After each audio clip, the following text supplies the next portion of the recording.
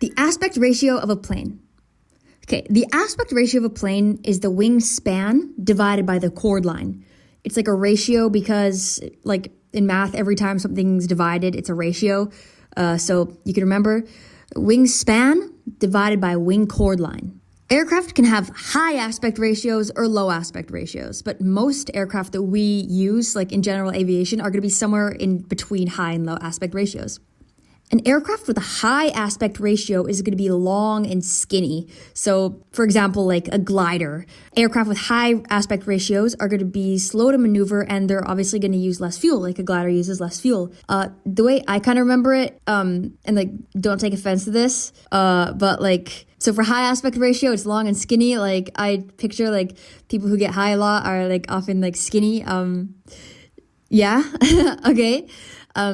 Also, like for the high aspect ratio, having a high parasite drag, I can also remember it by like, if there's something that's like skinny, you could also be skinny. Like if you have like a parasite or something, it's going to make you skinny. So long and skinny planes are going to have a high parasite drag. And since like the drags in here are the opposite of each other, high parasite drag is going to mean low induced drag. So again, high aspect ratio, long and skinny plane, it's going to have high parasite drag and low induced drag, and an example is gliders.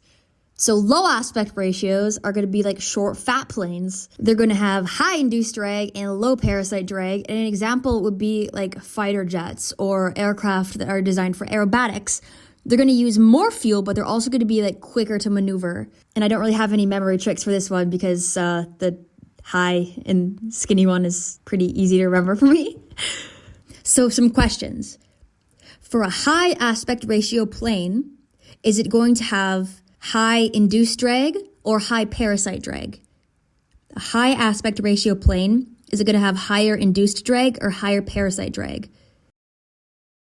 A high aspect ratio plane is going to have higher parasite drag.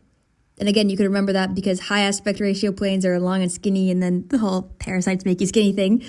Okay, another question. For an aircraft to have a high induced drag, is it going to most likely be a high aspect ratio or a low aspect ratio aircraft?